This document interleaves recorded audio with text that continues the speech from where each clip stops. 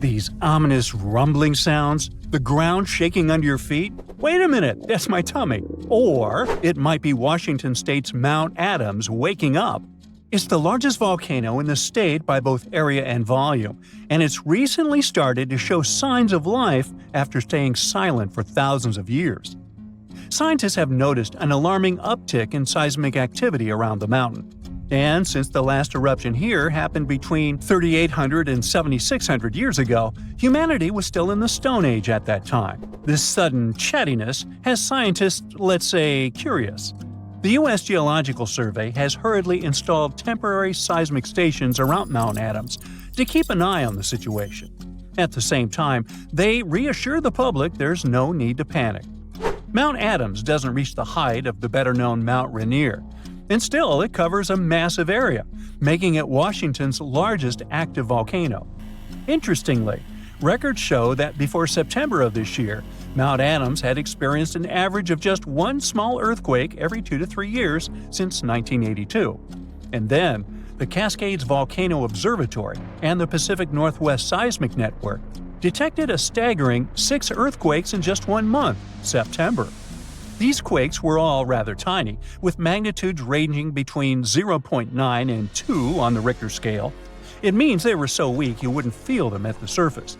Plus, satellite imagery confirmed there was no ground deformation in the area. Now, at the moment, the USGS keeps Mount Adams alert level at green or normal, so we shouldn't worry about the ground opening and swallowing towns and cities. But the most recent seismic blips have encouraged the agency to install additional equipment for more precise monitoring. Such an expanded network will help scientists notice even the smallest earthquakes, which will help them understand what's happening under Mount Adams. This extra equipment might also shed light on whether this recent activity is a signal of future eruptions or just a random anomaly. If Mount Adams eventually erupted, it would likely produce slow-moving lava flows rather than explosive eruptions like Mount St. Helens. After all, past eruptions have only led to lava flows that travel just a few miles from the volcano, so that's not what we'd need to worry about. A much more dangerous thing would be lahars.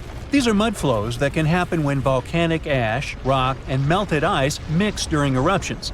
Lahars have occurred near Mount Adams without even eruptions. Rock, weakened by hydrothermal processes at the volcano's summit, suddenly broke loose, creating fast-moving, destructive mud flows. Exactly for this reason, the USGS categorizes Mount Adams as a high-threat volcano. While it doesn't erupt frequently, it still poses serious risks to nearby settlements. Another volcano we should carefully watch is Katla in Iceland.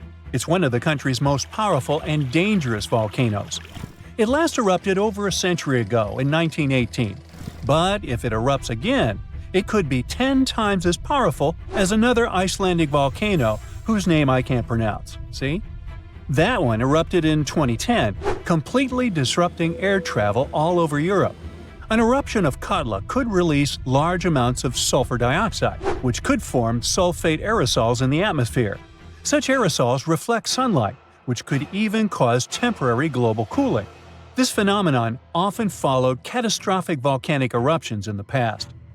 Although eruptions are common in Iceland, Katla's ash cloud would likely shoot higher into the sky and cover larger areas of Europe than that other one did.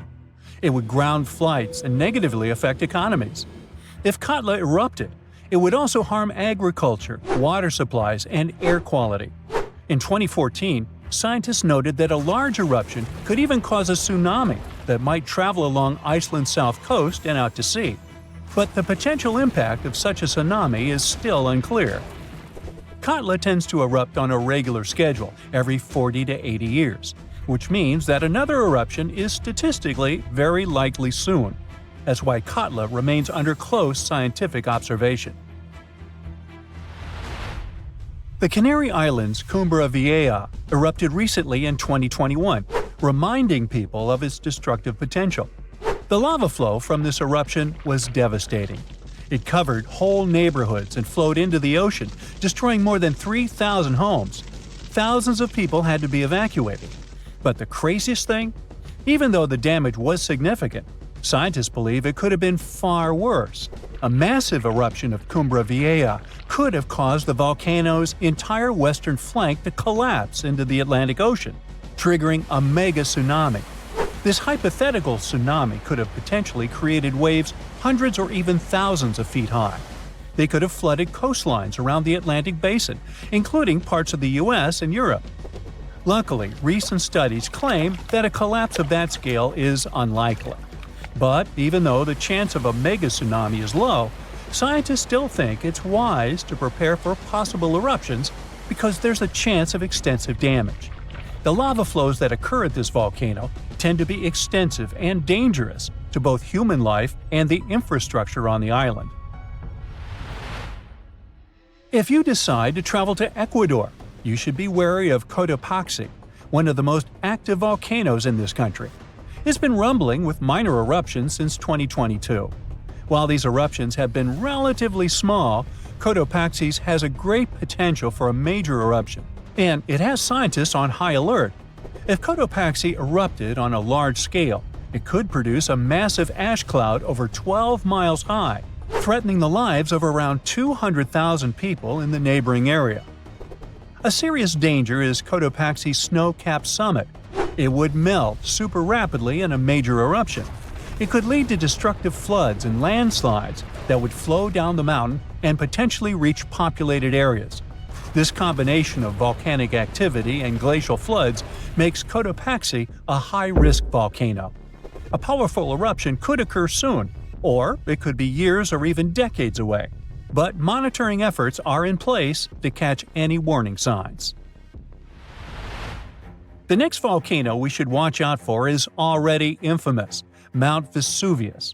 Its catastrophic eruption in 79 CE destroyed the Roman cities of Pompeii and Herculaneum.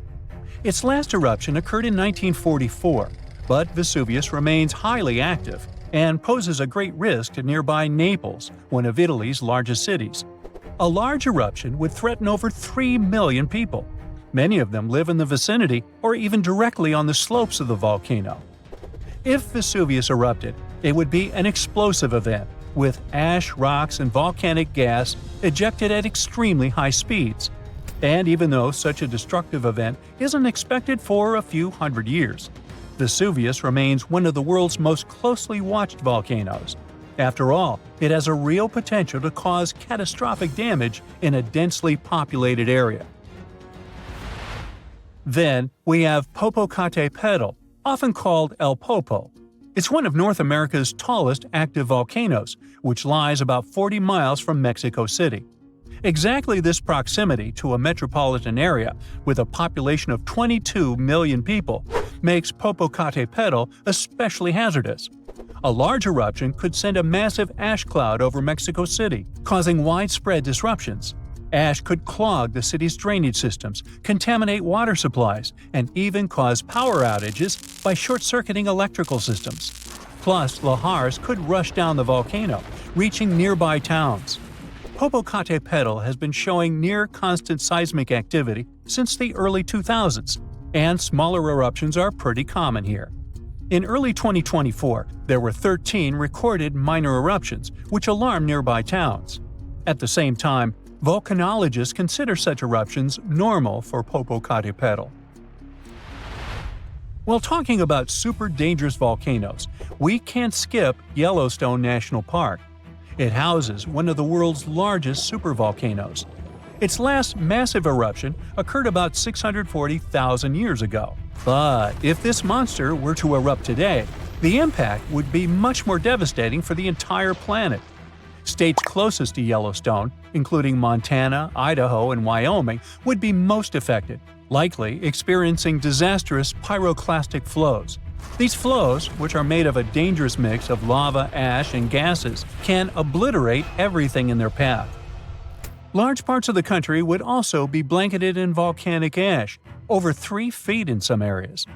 On a global scale, an eruption at Yellowstone would send tons of ash and gases into the stratosphere, potentially blocking sunlight and causing global temperatures to drop for a few years. This would disrupt agriculture, collapse transportation systems, and create food shortages on a massive scale. Still, even though there's a popular myth that Yellowstone is overdue for an eruption, geologists clarify that this isn't true. Volcanoes don't follow precise timetables, and the activity at Yellowstone doesn't indicate an imminent eruption. So yeah, that's good news. Get ready, because one of the Pacific Ocean's most active volcanoes might blow any minute now. Scientists monitoring Axial Seamount, a gigantic underwater lava factory just off the coast of Oregon, say it could erupt literally any time between today and early 2026 at the latest. Yes, it's underwater, but don't get tricked by the ocean's cover. This beast is almost 3 times taller than the Empire State Building. This volcano is inflating like a souffle at a Michelin-starred restaurant, and scientists are so excited they will live stream it. Seriously! So here's the thing. This volcano will explode at any moment now because, well, it's inflating fast. Over the past few months, researchers have noticed that the seafloor is literally rising. It's like Axial is doing its best impression of a waterbed filled with molten rock. Scientists call this inflation, which sounds like something you'd complain about after Thanksgiving dinner. But in volcano terms, it means magma is piling up underground, causing the seafloor to bulge like a souffle that's this close to collapsing. Now, an underwater volcanic eruption might not sound so exotic. After all, most volcanic activity on Earth happens under the sea. Believe it or not, there are more than 1 million submarine volcanoes quietly churning lava beneath the waves as you watch this. The ocean floor is Earth's biggest volcanic hotspot. What makes Axial Seamount so thrilling is that it's under intense scientific surveillance, unlike any other underwater volcano. It's like the star player in a volcanic reality show, with a network of ocean-bottom instruments giving researchers real-time updates on magma movements, seismic tremors, and crust deformation. In fact, Axial Seamount hosts the world's first-ever underwater volcanic laboratory. Scientists have been keeping a constant eye on it since the 1990s, when they installed sensors that now relay live data straight from the seafloor. This kind of monitoring is unheard of elsewhere and has turned Axial into a geological celebrity, one whose behavior we can track with remarkable precision. Besides, Axial is hilariously predictable. It erupts roughly every decade, and right on cue, it's gearing up for another performance. By mid-2024, it had inflated to nearly the same level as before its last eruption, which means the countdown is on. Scientists are so confident in its schedule that they've set up a volcanic advent calendar, waiting for the day when Axial decides to pop. But hold on, Axial Seamount isn't just your average underwater volcano. It's got style, personality, and a geological identity of its own. Now, most underwater volcanoes, called seamounts, tend to look like cones or flattened domes. Axial laughs in the face of tradition with its unfashionably rectangular caldera, a 2-by-5-mile crater that looks like it was designed by a geologist with a ruler and a grudge against curves. Most volcanoes opt for the classic circular look, but Axial, it went full avant-garde. This caldera is punctuated by fissures, vents, lava channels, and mysterious dome-like structures that rise hundreds of feet high. It's like the volcano's wearing a funky geometrical crown instead of the usual rounded hat. What's more, Axial's location is like prime real estate for geological fireworks. It sits right where 2 major forces collide, literally. First, it's on the Juan de Fuca Ridge, an underwater mountain range formed where 2 tectonic plates are slowly pulling apart, like a zipper being undone. Second, it's perched atop the Cobb hotspot, a deep mantle plume that acts like Earth's sneaky magma espresso machine, pumping molten rock from deep inside the planet and fueling a whole chain of seamounts. To put it plainly, it's like the tectonic plates are reluctant dance partners, sliding away from each other, while the Cobb hotspot acts as the DJ, turning up the heat and keeping the magma party going. This dual influence creates a complex plumbing system inside the volcano, with magma chambers filling, draining, and shifting in ways scientists are still trying to decode. The competition between the spreading plates and upwelling magma is what gives Axial its unique geological fingerprint, and it's also why this volcano keeps surprising us. Now, we said that Axial Summit isn't just a crater. The truth is that inside, the action gets even weirder and cooler. Well, hotter, but you get it. Axial hosts black smoker hydrothermal vents, which blast superheated water at temperatures exceeding 700 degrees Fahrenheit. This is no ordinary underwater hot tub. These vents create one of Earth's most extreme environments, where bizarre creatures thrive in total darkness and scalding heat. Giant tube worms, crabs, colonies of bacteria, and even octopuses live off the mineral-rich plumes that gush from these vents, forming ecosystems completely independent from sunlight and photosynthesis. It's like an alien world beneath the waves, thriving off the volcano's fiery breath. These vent communities are crucial to science, not just because they're strange, but because they may resemble the earliest ecosystems on Earth. Some researchers believe life on our planet may have originated in similar deep-sea hydrothermal environments billions of years ago. Studying them could also help us search for life on icy moons, like Europa and Enceladus, where similar vents might exist beneath their frozen surfaces. When axial erupts, it's like a natural reset button for these communities. The lava wipes everything out, but within months, life comes roaring back. Proof that even in the most hostile environments, real estate is always in demand. For those worrying about tsunamis or coastal disasters, relax. Axial eruptions are the underwater equivalent of a slow cooker. The immense water pressure keeps things chill, well, scalding, but not explosive. So the worst thing that happens is some lava decorates the seafloor, and a few crabs have to find new vents to squat in. This means no massive ash clouds or explosive blasts that could reach the surface. Instead, lava oozes out and spreads across the seafloor, sometimes traveling for miles. But for scientists, this eruption is the golden ticket. Understanding axial patterns could help predict eruptions elsewhere, even on land.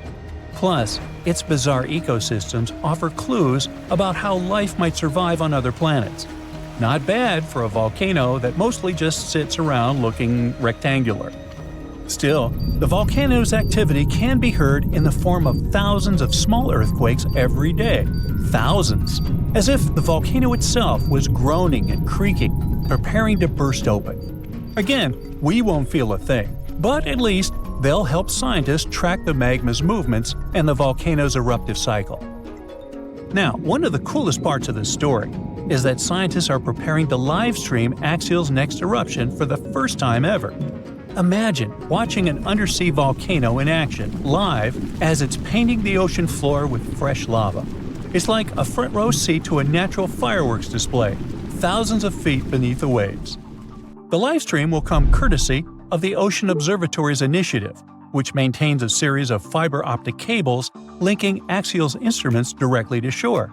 It's the Wi-Fi of the deep sea, and it's about to broadcast molten rock in HD. And there's another twist. Scientists have noticed a curious pattern in Axial's eruptions. All three of its most recent eruptions, in 1998, 2011, and 2015, happened between January and April, the months when Earth starts moving away from the Sun. So why? Well, it might have something to do with the Moon's gravitational pull. The Moon's orbit causes ocean tides to rise and fall, which changes the pressure on the seafloor and could help nudge the magma chamber to its breaking point. I guess the Moon isn't just a romantic light in the night sky. It might be the ultimate volcanic whisperer. So, one thing's for sure, when Axial goes, it'll be the best documented underwater eruption in history. So, keep your eyes peeled. This is one natural spectacle you won't want to miss. And who knows, if we're lucky, we might even get deep-sea eruption ASMR out of the deal. Now, if you'll excuse me, I'll be refreshing the live feed like it's a Taylor Swift ticket sale.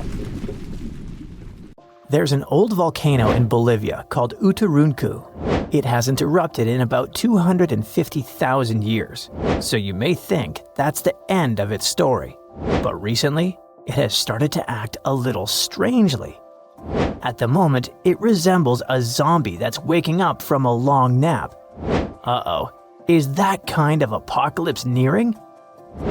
Uturuncu is a huge mountain in the Andes that's almost 20,000 feet tall. It's called a stratovolcano, which means it's big, steep, and cone-shaped. These kinds of volcanoes are made from layers of lava, ash, and rocks. They can have terrifying, powerful, explosive eruptions because their lava is thick and traps gas inside. Think of it like a shaken-up soda that's ready to burst. Famous ones like Mount Vesuvius are just like Uturuncu. And do you remember about the tragic fate of Pompeii, completely destroyed during the eruption of Mount Vesuvius? Does something similar await Bolivia? Even though Uturuncu has been quiet for a long time, scientists have noticed that it's been letting out gas, rumbling with small earthquakes, and even making the ground around it bulge, kind of like it's stretching. So, people started wondering if it was getting ready to erupt again. Scientists decided to take a closer look at this situation and found out that liquid and gas moving around under the volcano is causing all this activity. It doesn't mean the volcano is definitely going to erupt, but it helps explain why it still seems alive. Let's dive into details. Since the 1990s, scientists have been using satellites and GPS to keep an eye on the ground around the Uturuncu volcano. At one point, they noticed something weird. The ground was rising in the middle and sinking around the edges, kind of like a sombrero hat. The middle part has been slowly going up for at least 50 years, by about 0.4 inches a year. It doesn't sound like a lot, but hold on. This strange shape, along with lots of tiny earthquakes and gas like carbon dioxide coming out of the volcano, made scientists think that there might be a giant blob of magma growing under the mountain. If that were true, it could mean only one scary thing. The volcano could be getting ready to erupt. Uturuncu sits on top of a huge underground pool of magma called the Altiplano Puna magma body. This pool is really big and really deep, stretching under parts of Bolivia, Chile, and Argentina. Scientists thought that magma from the APMB might be rising and collecting near the surface, which could lead to an eruption. But now, after studying more than 1,700 earthquakes and checking the rocks around the volcano, scientists have a new idea. Apparently, it's not magma rising up. Instead, hot fluids and gases are traveling up from the APMB through a narrow path shaped like a chimney. These gases, like steam and CO2, can get trapped under the top of the volcano, while salty water, brine, spreads out sideways into tiny cracks in the rocks. This moving gas and water can make the ground rise and fall and cause small quakes, without any magma getting close to the surface. So the good news is, Uturuncu probably isn't about to erupt. If it did happen, it would cause serious damage to nearby communities and even pose a threat to human lives. Lava flows could reach towns tens of miles away from the volcano, and volcanic ash could even spread across Bolivia, Argentina, and Chile.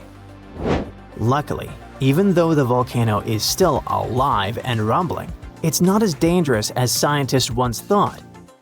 This discovery might help scientists figure out if other volcanoes around the world are getting ready to erupt.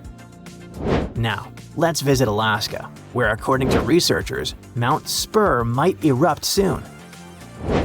It's letting out strange amounts of volcanic gases from the top and side vent, the very vent that last erupted in 1992.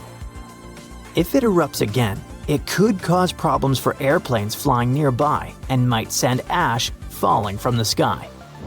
The good news is that nobody lives close to it, so people are safe for now.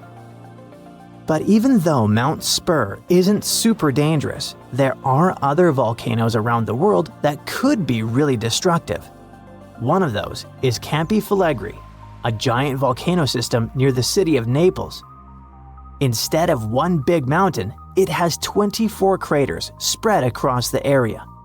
It last erupted in 1538, but its biggest eruption happened about 40,000 years ago. That explosion covered the whole Mediterranean region in ash and made temperatures drop by up to 16.2 degrees Fahrenheit in Eastern Europe, which led to a very cold volcanic winter.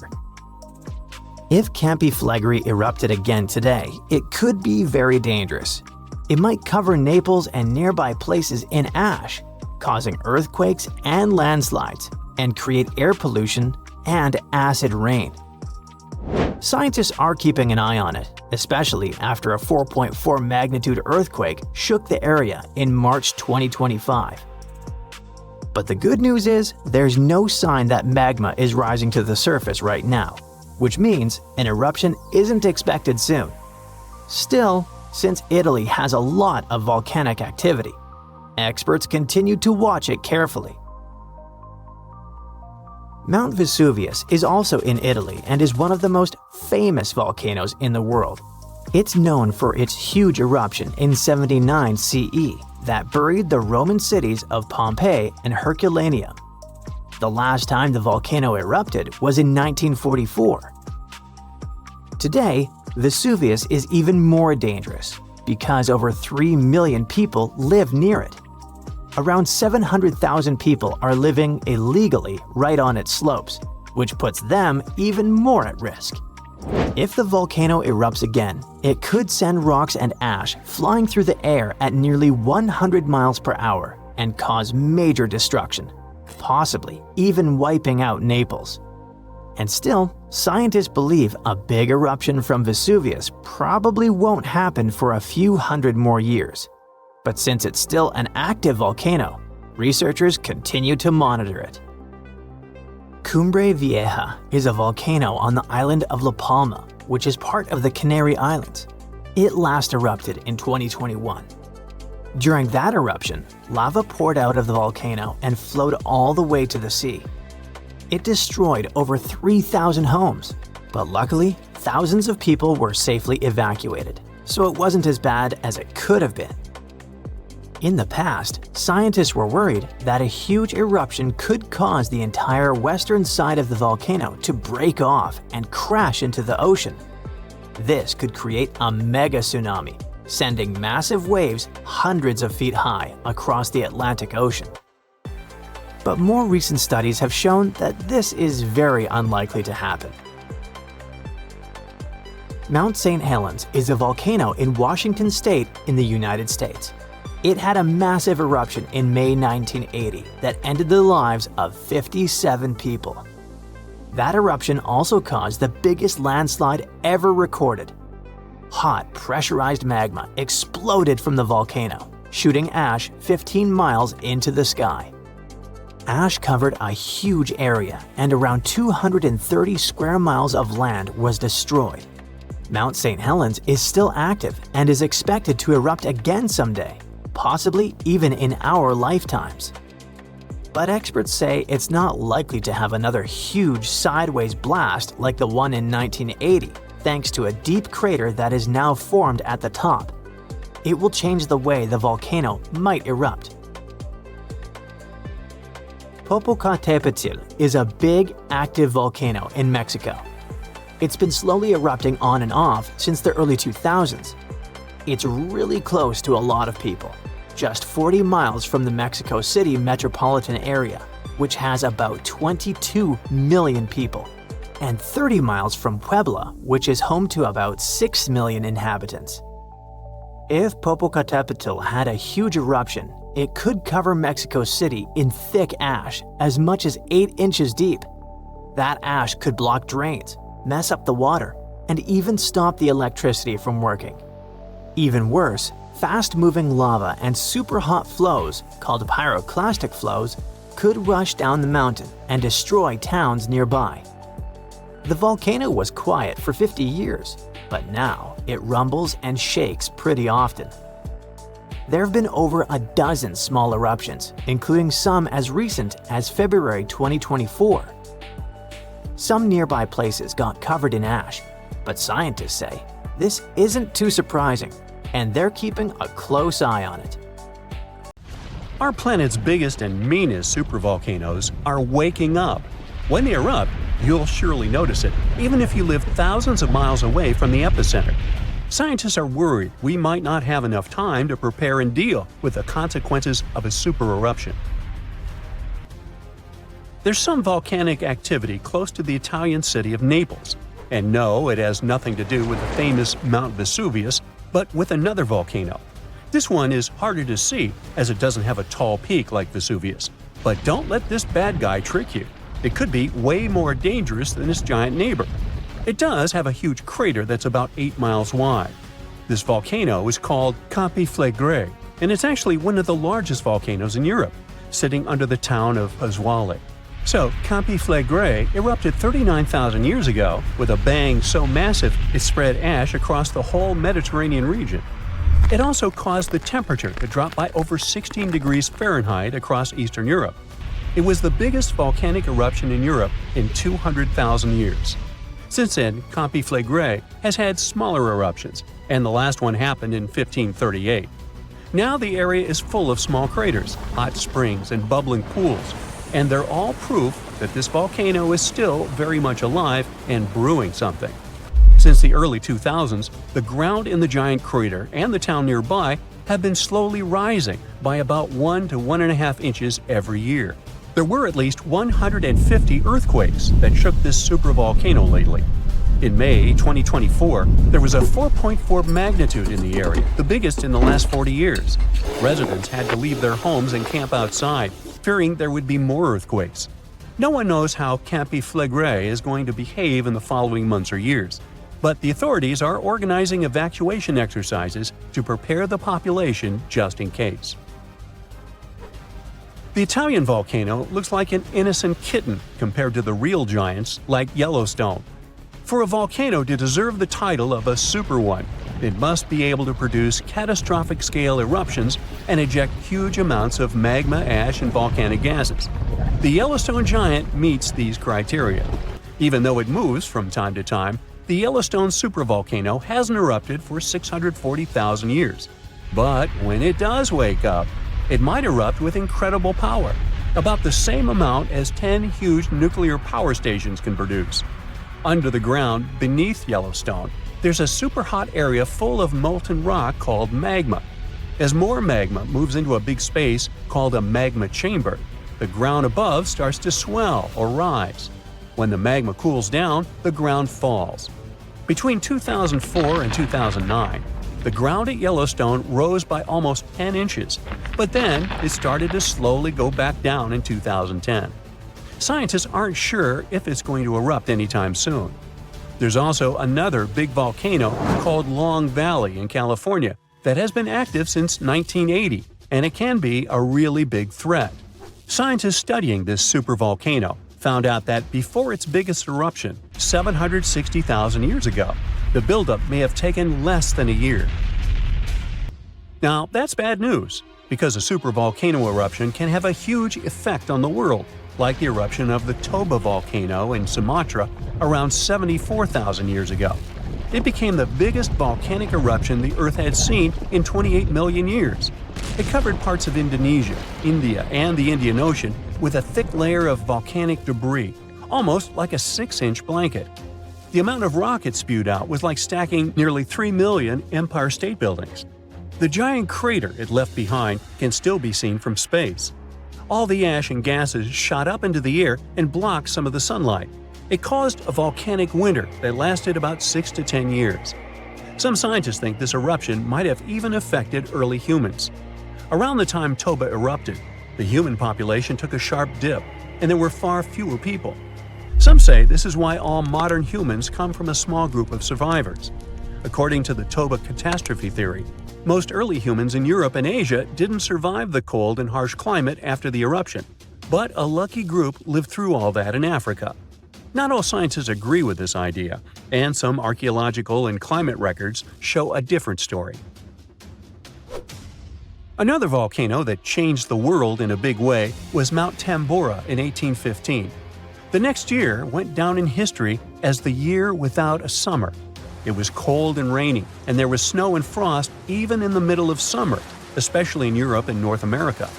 This happened because the volcano sent out a lot of sulfur dioxide into the sky, which spread all over the world and made the planet colder. When Tambora erupted, It caused huge tsunamis that smashed homes and took the lives of around 10,000 people. Afterward, about 80,000 more people passed away because of the consequences the eruption had caused in the world. The cold weather ruined crops, so food became really expensive.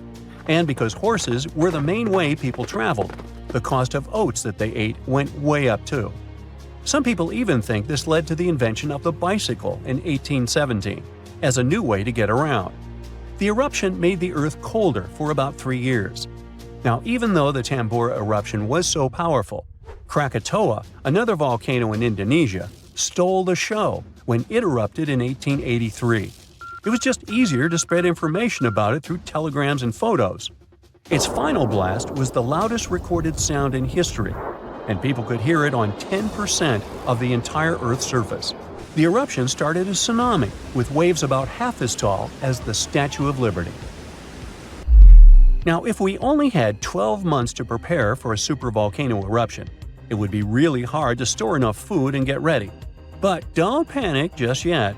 Supervolcano eruptions are very rare, and the last one happened 26,500 years ago in New Zealand.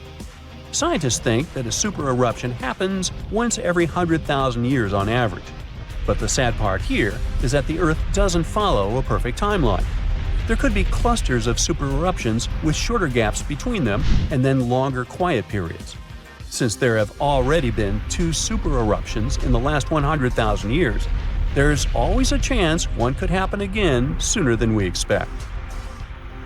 Plus, although there are places like Yellowstone and Long Valley where we expect volcanoes to erupt, there are less obvious possible hotspots.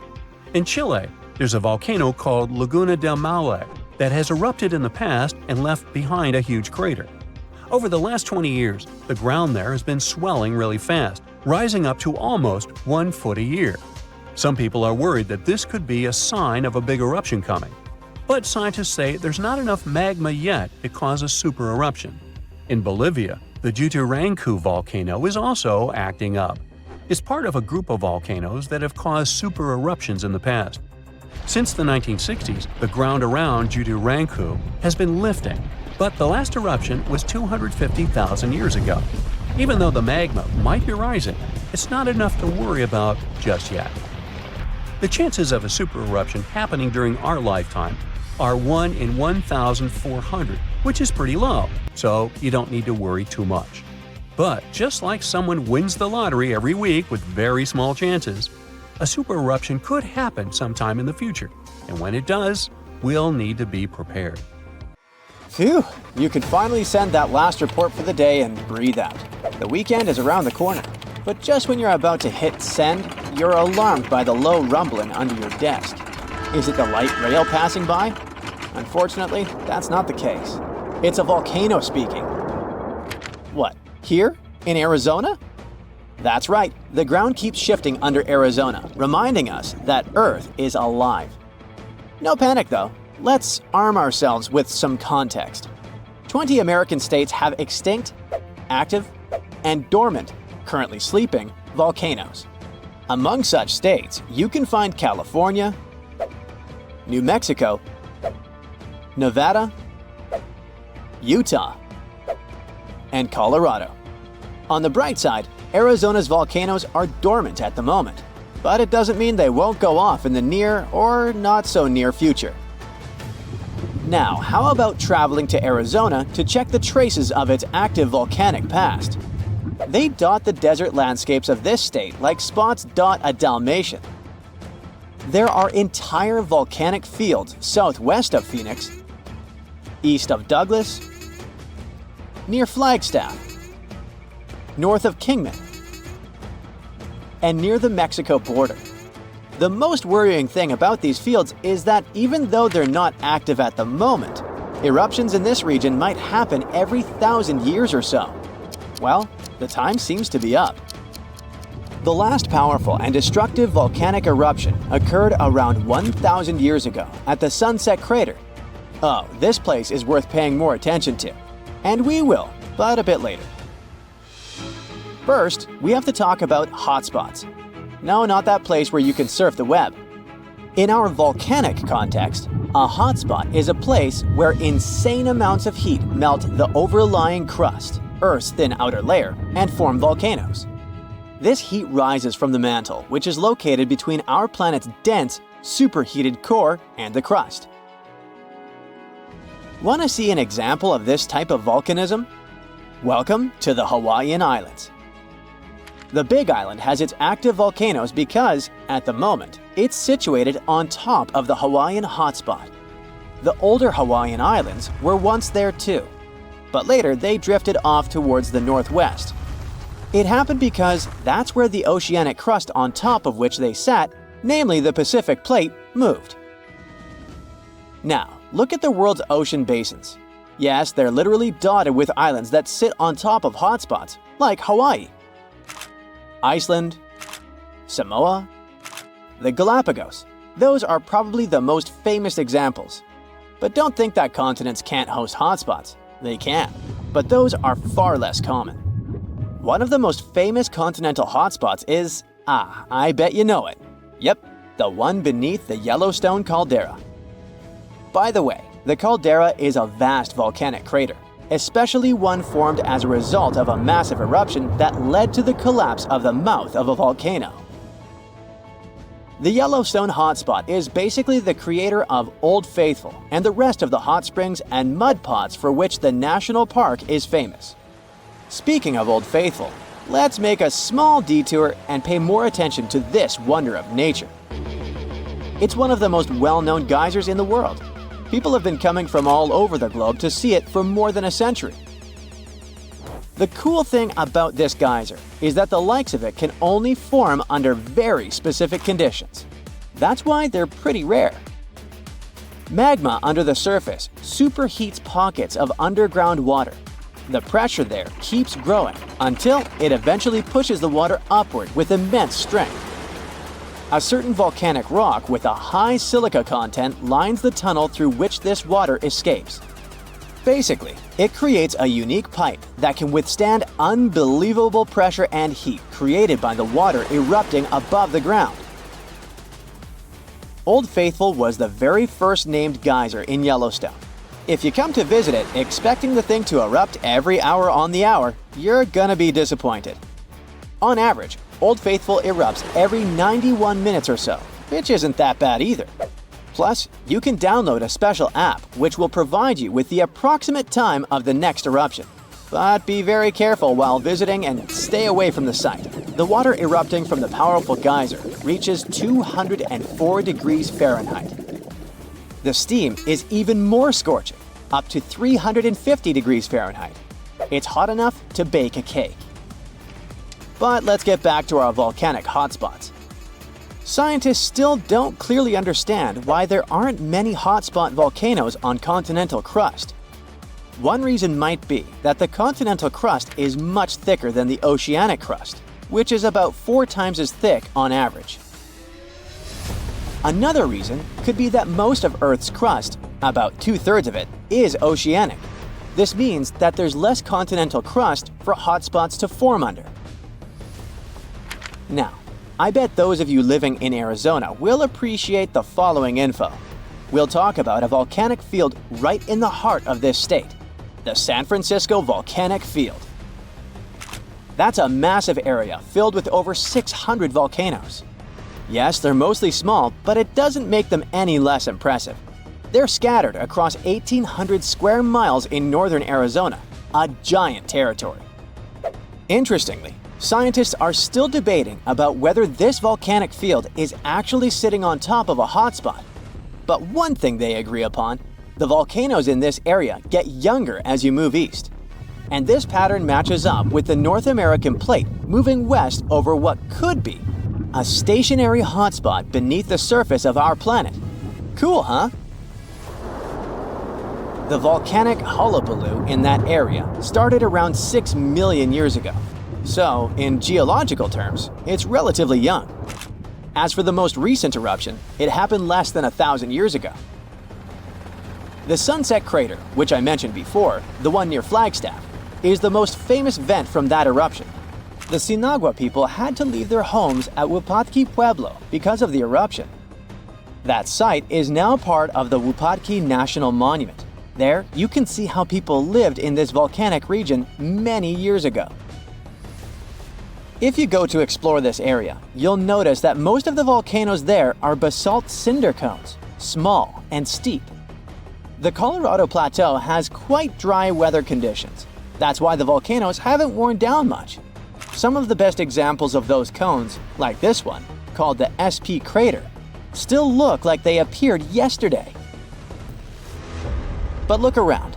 It's not just cinder cones. The San Francisco volcanic field also has a stratovolcano, as well as some lava domes that formed from volcanic rocks with more silica than basalt you can find in places like Hawaii. It means they're thicker and don't flow as easily. Anyway, the stratovolcano is going to be one of the most epic sights you'll come across while exploring this volcanic field.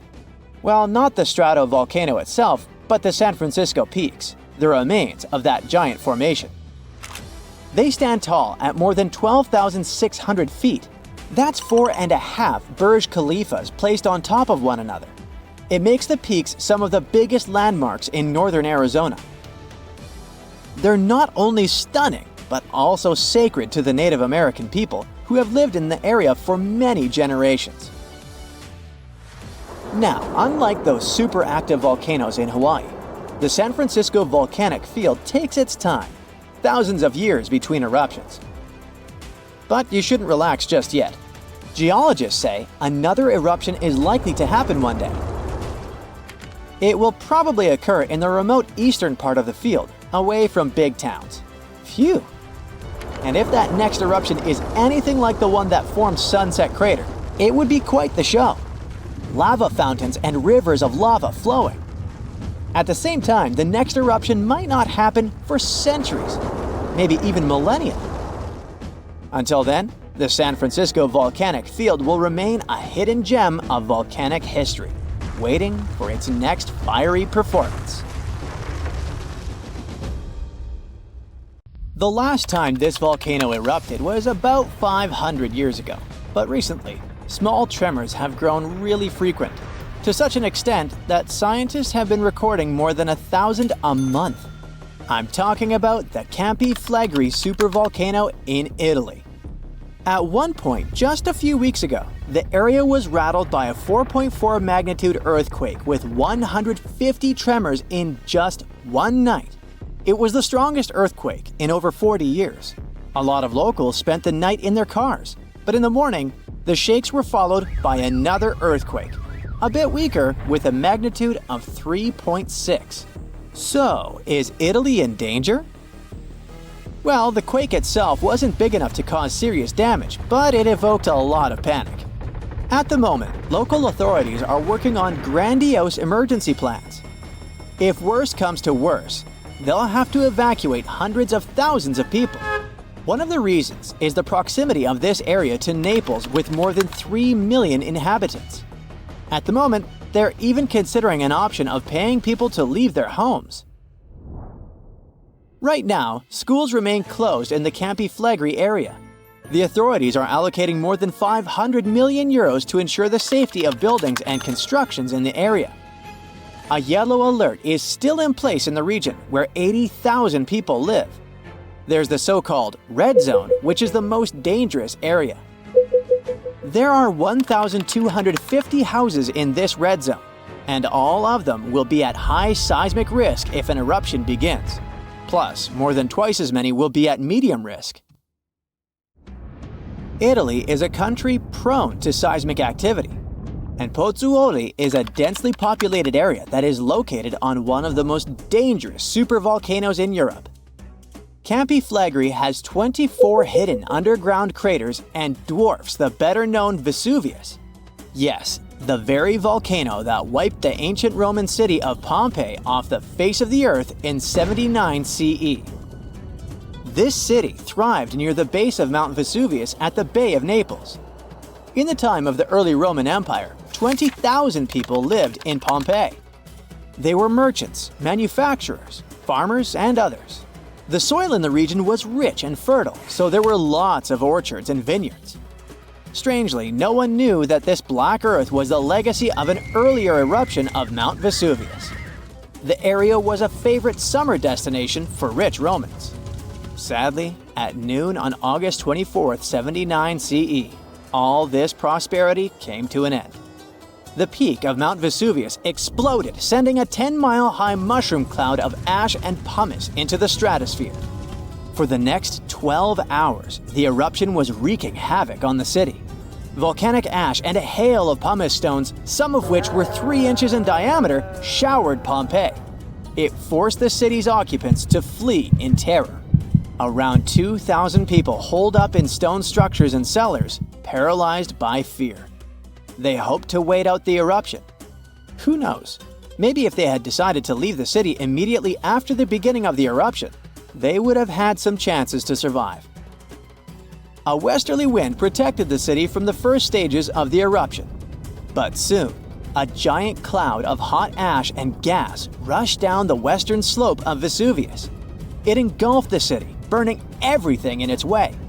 This disastrous cloud was followed by a flood of volcanic mud and rock, which completely buried the city. As if the volcano was making sure no one would survive, a cloud of toxic gas poured onto the city, finishing the lives of a few survivors on August 25th. A flow of rock and ash followed. It collapsed roofs and walls and turned the city into a giant cemetery. When a supervolcano erupts, the consequences are usually catastrophic.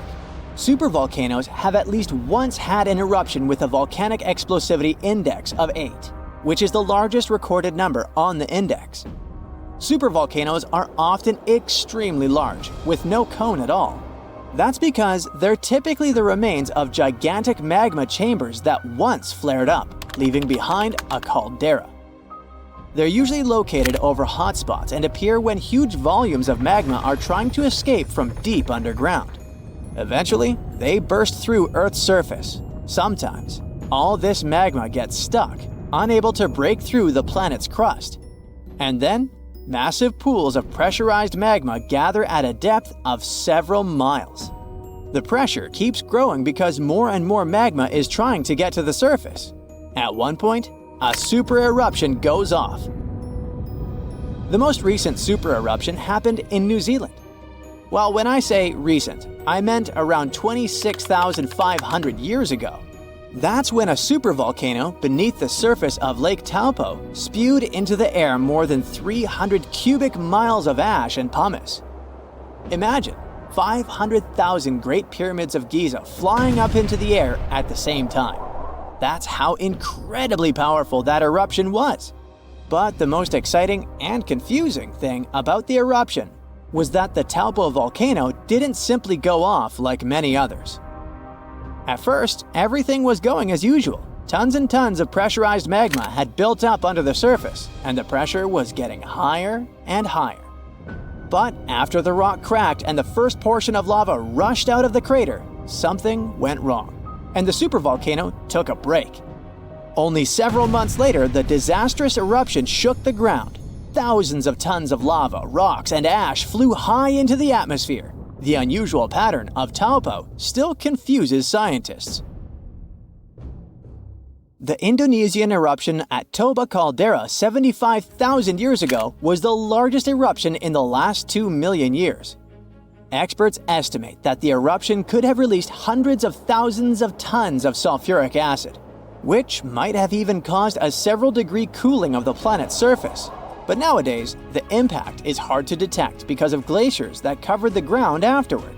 There are also several so-called supervolcanoes that haven't lived up to this name yet because they've never produced any super-eruptions. For example, in 1883, Indonesian volcano Krakatoa went off. The power of the eruption tore the volcano's walls open, and cold seawater rushed into its molten insides. The difference in temperatures made the volcano blow up with a deafening boom. It was clearly heard 3,000 miles away in Australia. It earned the blast the title of the loudest sound in history. But even though the consequences of this event were truly catastrophic, it still turned out not powerful enough to be called a super-eruption. It only had a volcanic explosivity index of 6. Then, there's also Mauna Loa. It's a shield volcano, which means it won't produce explosive eruptions, but its sheer size makes this monster of a volcano extremely dangerous. At the moment, the volcano seems to be at peace with its surroundings. Research equipment doesn't show any signs of activity on Mauna Loa, but if Mauna Loa did suddenly erupt, lava flows could reach the ocean and the most populated and touristy places like Captain Cook very fast, in a matter of hours. The last time the volcano erupted, lava got as far as the outskirts of Hilo on the other side of the island. That's where the University of Hawaii is located.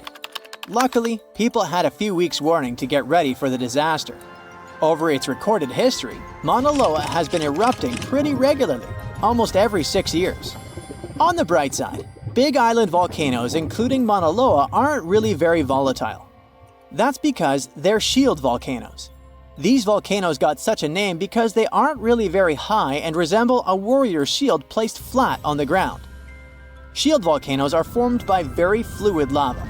It travels way farther and forms much thinner flows than the lava erupted from a stratovolcano, which is conically shaped and tall, like the infamous Krakatoa in Indonesia. So, if Mauna Loa erupts, there probably won't be ash clouds or tons of debris. The most dangerous thing will be lava. Since Mauna Loa is a shield volcano, its lava is extremely fluid and voluminous, which allows it to flow far and fast. If you've ever been to Yellowstone National Park, you were probably mesmerized by its geysers, which spew superheated water and steam high into the air. But an even more intriguing thing actually hides underground. I'm talking about that underfoot plumbing system that makes those grand eruptions possible. About that, there's good news. Recently, researchers have succeeded in mapping the national park's hydrothermal plumbing system with the help of a giant flying magnet. As a result, scientists have managed to document all these features in stunning detail. The thing is, Yellowstone houses the world's largest hydrothermal system. It contains over 10,000 features, like geysers, mud pots, hot springs, and steam vents. They're fed by a network of underground water pathways. Those get overheated by magma flowing underground. It causes the water to rise to the surface. Now, no one actually knows much about the workings of this system, but the newly created maps might finally shed light on it. Experts explain that their knowledge of Yellowstone has a subsurface gap. That's why it's often called a mystery sandwich. Scientists know quite a lot about the features on the surface because they can observe them directly. And they know what's going on in the magmatic and tectonic system several miles below the surface. But they haven't figured out what's happening in the middle yet. So, I must tell you about that giant flying magnet used for research. It's known as SkyTem. It was attached to a helicopter and flown over Yellowstone several hundred times, scanning the ground below. The magnet is made up of an 82-foot-wide charged wire loop. Its main task is to generate a strong electromagnetic field. And since different kinds of material, like water or rock, respond to this field differently, scientists managed to create a few subsurface maps for the first time ever. The mapping technique also allowed the researchers to differentiate between magma and bedrock, since they have a bit different magnetic properties. And the team got a chance to see how the magma and water interact and create those mind-blowing geological features on the surface. The team got high-resolution maps to a depth of around 500 and 2,300 feet, and low-resolution maps showing what's going on at a depth of up to 1.5 miles. At the same time, the researchers think that the hydrothermal system itself may stretch as far as 3 miles below the surface. If they're right, it means they've only mapped the top half of Yellowstone's plumbing system. Anyway, remember how I said that scientists know pretty much about the bottom part of the Yellowstone sandwich? They have such a good idea about the tectonic plates and deep fault lines because the park's frequent earthquakes provide them with a lot of opportunities to study different phenomena. In July 2021, for example, more than 1,000 earthquakes rocked the area. These days, the team of researchers knows much more about some famous features, like the Old Faithful Geyser or the Grand Prismatic Spring. They've also found out that individual hydrothermal features on the surface can actually be connected to others, which can be as far as 6 miles away from them. Another interesting discovery is that even though Yellowstone geysers and hot springs vary in size, shape, color, volatility, and chemical composition, they are mostly fed by very similar underground sources. That means that the difference between the features appears closer to the surface. Now, I'm sure you've seen the iconic image of Yellowstone with a large rainbow-colored spring, fiery orange at its edges. So what makes these hot springs so colorful? Surprisingly, these awesome hues come from microscopic creatures. The temperatures in the springs are so high, they can easily and quickly cook you. Plus, the water there is super acidic, like the liquid in a car battery. But there are certain types of heat-loving microbes that don't mind these crazy conditions. You can even say they're thriving there. So every ring of a different color is, in most cases, a ring inhabited by different bacteria. And each species is adapted to a particular temperature or pH level, which measures how acidic this or that environment is. For example, take the Grand Prismatic Spring, yes, the iconic one. Its rainbow hues likely hint at the diversity of microbes living there. So, starting from the center of the hot spring, you can see a beautiful aquamarine color there. That's where the water temperature is the highest, reaching 189 degrees Fahrenheit, because this area is right over the underground water source. The water there is too hot even for microbes. That's why what you see is mostly clear water. As for the reason for its blue color, it's the same as why the sky is blue. Sunlight hits the surface of the water and the light scatters, but the blue light scatters the most, getting reflected back to your eyes. Now, the next ring of color is yellow, all thanks to certain cyanobacteria. The temperature in this yellow ring reaches 165 degrees Fahrenheit. If the conditions in the hot spring were a bit different, these bacteria would create a blue-green hue thanks to a green pigment called chlorophyll. But since the sunlight hitting the spring is too intense, the bacteria start producing another type of pigment. It's called carotenoids. And guess what? It acts as a sunscreen for the bacteria. And since this pigment is orange, the normally green bacteria get a yellowish hue. And finally, we've got that bright orange color closer to the edges of the prismatic spring. It's a bit cooler there, around 149 degrees Fahrenheit. In this part of the spring, you can find several types of bacteria.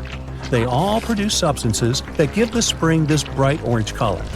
And finally, right at the edges of the spring, the temperature is cooler, around 131 degrees, and a greater variety of microbes can survive there.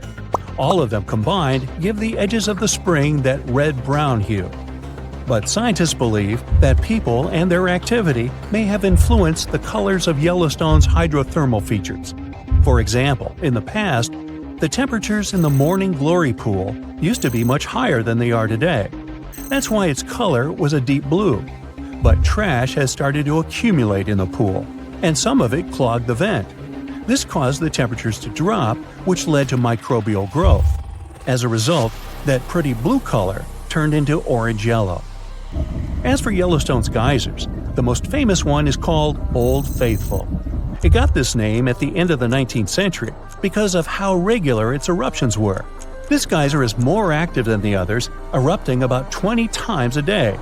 Each of these magnificent events lasts from 1 to 5 minutes, and the fountain of steaming water can reach a height of 180 feet. Now, while talking about Yellowstone National Park, we can't but mention Yellowstone supervolcano, right? Supervolcanoes appear when huge volumes of magma are trying to escape from deep underground. Eventually, they burst through Earth's surface. Sometimes all this magma gets stuck, unable to break through the planet's crust. And then, massive pools of pressurized magma gather at a depth of several miles. The pressure keeps growing because more and more magma is trying to get to the surface. At one point, a super-eruption goes off. You don't necessarily want to be around for that. Over the past 50 years, the Yellowstone caldera has risen almost 3 feet. It shouldn't alarm you, though. Experts are sure it's a natural behavior for Yellowstone. Periods of dome-shaped uplift are followed by the caldera lowering. Scientists think the supervolcano doesn't present any danger at the moment. For an eruption to happen, the magma inside has to be at least 50% molten. With Yellowstone, this number is just 5 to 15%. Even better, a recent study made the researchers believe the hotspot might be in a state of decline right now, even despite all the breathing and dome-raising activity. There have been at least 3 other super-eruptions in the history of Yellowstone volcano. They happened 2.1 million, 1.3 million, and 640,000 years ago, long before video. The most recent super-eruption was dubbed the Lava Creek eruption. It formed the Yellowstone caldera after spilling out 240 cubic miles of rock, dust, and volcanic ash. No thanks, I'll pass.